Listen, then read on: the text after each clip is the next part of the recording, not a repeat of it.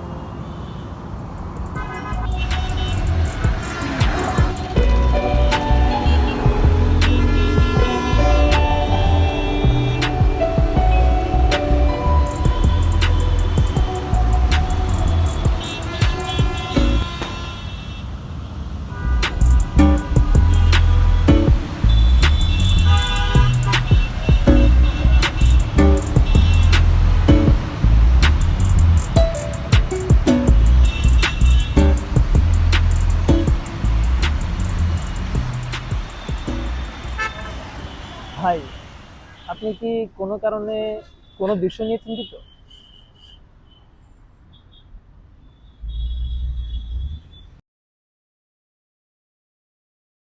আপনি ঠিক আছেন তো ভাই? জি, আমি ঠিক আছি। না, অনেকক্ষণ দেখছি আপনি একদম চুপচাপ স্ট্যাচুর মতো হয়ে বসে আছেন।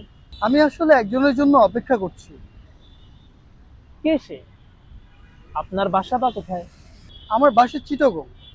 আজ রাতেই ঢাকাগামী মেল ট্রেনে চড়ে ঢাকায় এসেছি। ও, এখানে কেন?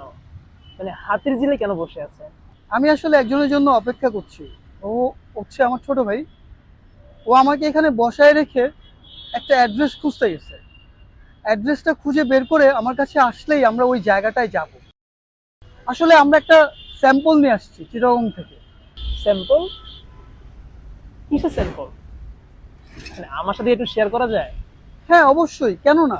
এটা হচ্ছে একটা পারফিউম। যদি কিছু না মনে করেন, মানে পারফিউমটা কি অনেক দামি? আমাকে কি আপনার পারফিউমটা একটু দেখানো যায়? হ্যাঁ, নিশ্চয়ই। Please please. আচ্ছা ভাই, যদি কিছু না মনে করেন, আমি কি আপনার পারফিউমের একটু স্মেলটা একটু গ্রহণ করতে পারি? নিশ্চয়ই, আপনি যদি পারফিউমের স্মেল গ্রহণ না করেন তাহলে আপনি কিভাবে বুঝবেন এটা দুর্গন্ধ নাকি সুগন্ধ?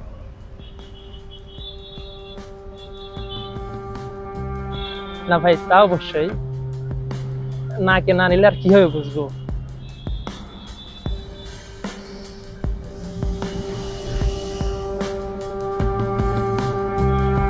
ভাই,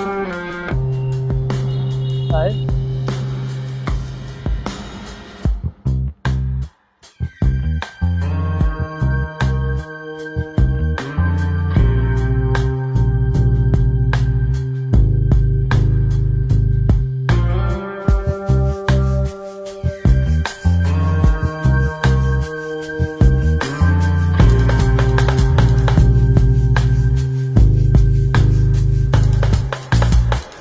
এই কংক্রিটের শহরে পেতে রাখা আছে নানান রকম ফাঁদ, যে কোনো সময় করে দিতে পারে আপনাকে নিঃস্ব।